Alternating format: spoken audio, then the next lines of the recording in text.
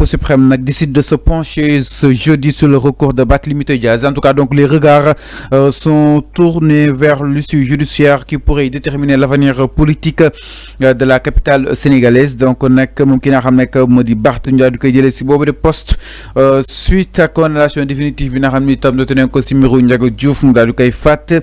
Donc nag l'édile déchu a saisi la plus haute juridiction du pays pour faire annuler sa révocation maanaam daal di koy annuler sous l'angle juridique sénégalais. Barthélémy Dias pourrait s'appuyer sur plusieurs éléments pour daal di espérer que ni verdict bi dina ko daal di favorable. D'abord la légalité de sa révocation. Jàpp na ni si la Cour suprême estime que la décision du conseil municipal de Dakar violait la procédure prévue par le code des collectivités territoriales et les règles régissant l'inégalité et l'inéligibilité temporaire des élus, elle pourrait annuler l'éviction. Ensuite beneen li nga xam ni itam moom la Barthélémy Dias daal di joxe jàpp na ni mi ngi invoquer aussi la proportionnalité des sanctions, bokk na entre autres la révocation de maire, surtout dans un contexte de condamnation ne portant pas sur l'inéligibilité absolue, pourrait être jugée excessive par la juridiction. Enfin ki nga xam ne que moo di Barth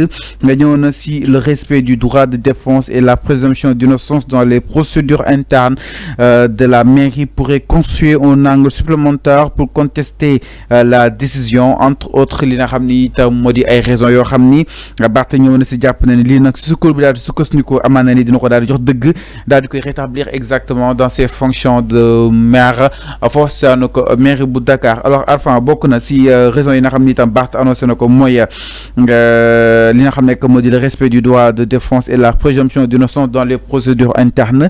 benn bi aussi mooy la proportionnalité des sanctions, la révocation d'un maire surtout dans un contexte de condamnation ne portant pas sur l'éligibilité absolue.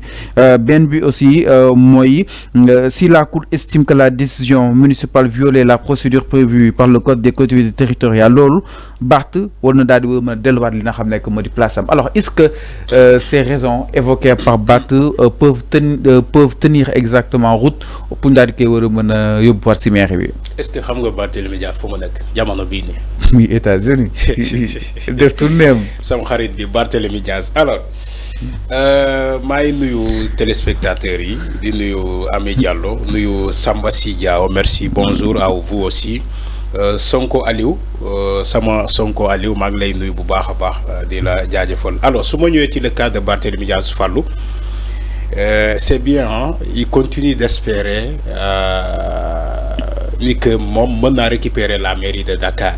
Donc Barthélémy Dias qui a de l'espoir ni que la Cour suprême va prononcer en sa faveur. C'est ce que Barthélémy Dias estime. Donc loolu mooy suweem. Alors la Cour suprême que tout le monde attend d'ailleurs pour me prononcer sur le dossier boo xamante ne suite à une révocation du maire donc du préfet de Dakar moom moo déchoir Barthélémy Dias de la mairie en utilisant la loi. Selon moom le préfet, il a dit qu'il a agi donc par le fait de concourir à la loi suite à un citoyen de la ville de Dakar moom moo def recours déclarant Barthélémy Dias des démissionnaires de la mairie parce que dafa amoon condamnation donc sur un meurtre bi ko yóbbuwoon kaso pour une durée de 5 ans ou bien maximum plus de 5 ans. Donc loolu c'est des faits. On ne juge pas une personne, on juge les faits. La justice juge les faits. Alors Barthélémy Dias tey bi taxawee ne depuis les États-Unis moom am na yaakaar ni que selon la loi, il a évoqué même des articles ni que selon articles yooyu le préfet de Dakar ba mu koy déchoir ci la mairie de Dakar dafa def une vice procédurale mooy maanaam respecté wul procédure bi mooy maanaam respecté wul le cadre de la loi. C'est ce que Barthélémy Dias est en train de plaider. Dafa ne le maire le préfet n'a pas respecté le cadre de la loi. Loolu Barthélémy Dias moo ko wax. Maintenant justice bi lan la wax. Je crois que c'est ce qui est important. Ñun tey citoyens sénégalais ñun dañuy déglu justice parce que justice kese moo mën a wax ñu dégg. ñun dañuy déglu justice lu muy wax effectivement aujourd'hui c'est le 18 septembre c'est aujourd'hui que la Cour suprême va se pencher sur l'affaire Barthélémy Diaz pour donner une décision. Voilà, soit nous confirmer la décision du préfet, comme quoi que Barthélémy Diaz est déclaré comme démissionnaire, ou bien ne peut pas donc gérer la mairie de Dakar, ou bien la Cour suprême décide tout simplement de casser la décision du préfet et de le renvoyer à une autre juridiction où il dit simplement rétablissez Barthélémy Diaz de ses droits.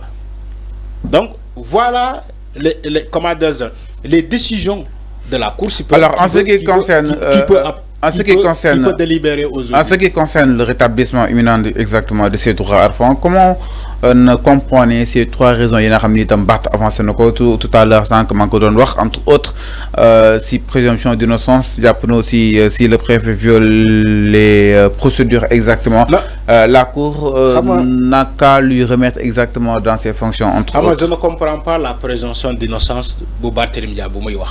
C'est quoi la présomption d'innocence? Dans ces affaires internes, il y a des présomptions d'innocence. Barthélémy Diaz a été jugé et condamné. Il n'y a pas de présomption d'innocence. Comment présomption d'innocence pour nous juger? Barthélémy Diaz a été jugé sur l'affaire Ndiaga Diouf. Non, il n'est pas présumé innocent. Il a été condamné. Maintenant, Bart, il nous parle de quelle présomption d'innocence? Je ne comprends pas. Parce que ce n'est pas du droit ce qu'il dit. Ce n'est pas la loi. Justice doit juger Barthélémy Diaz, condamner quoi. Donc on Badan ko. Maintenant on ne peut pas dire Barthélémy Diaz présomption d'innocence. C'est quoi la présomption d'innocence? Je ne comprends pas. Moi de manière là, ce qu'il dit c'est pas du droit. Il se défend. Il fait sa propre propagation. Bon Barthélémy Diaz à partir des États-Unis, mais pour parler du droit, pour parler de la loi, je crois qu'il n'y est pas. N'a pas dit loi. Fallo, yo, xam na bu baax lan moy présomption d'innocence. Est-ce qu'on peut évoquer ce mot-là dans le cadre de Barthélémy Diaz? Non, je crois que non. Hama fi ciowli moy. On ne peut pas parler beaucoup. Hama lutam mënu ñu wax beaucoup ci dossier Barthélémy Diaz bi. Parce que non seulement il a été jugé et condamné, il a fait la prison plus de 5 ans et quelques, il est condamné plus de 5 ans. Deuxième fois, et Barthélémy Diaz, c'est un préfet, le préfet de Dakar. Moko génné ci mairie bi. Mais tay mi ngi douté si les préfets. Mais ci loolu la bëgg ñëw, ci loolu la bëgg ñëw. Gis nga préfet bi ba muy génné Barthélémy Diaz ci la mairie de Dakar. Xeyul ni mu jël micro wala caméra né Sénégalais Barthélémy Diaz man dakk na ko ci mairie de Dakar dédét.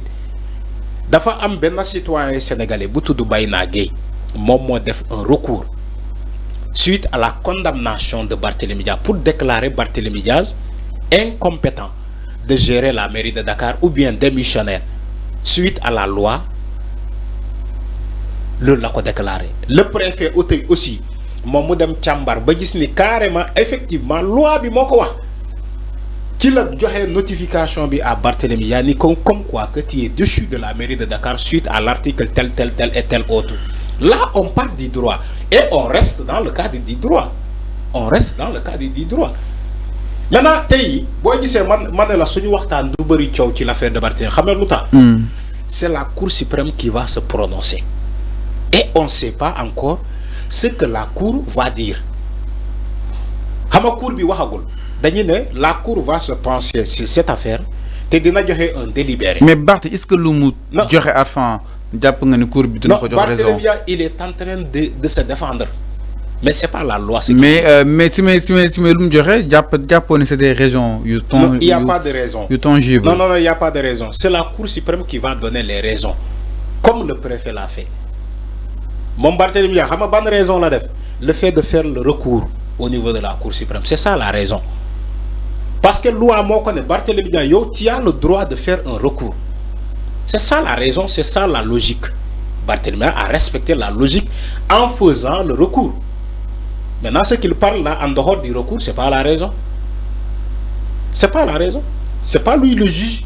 C'est pas lui la Cour suprême.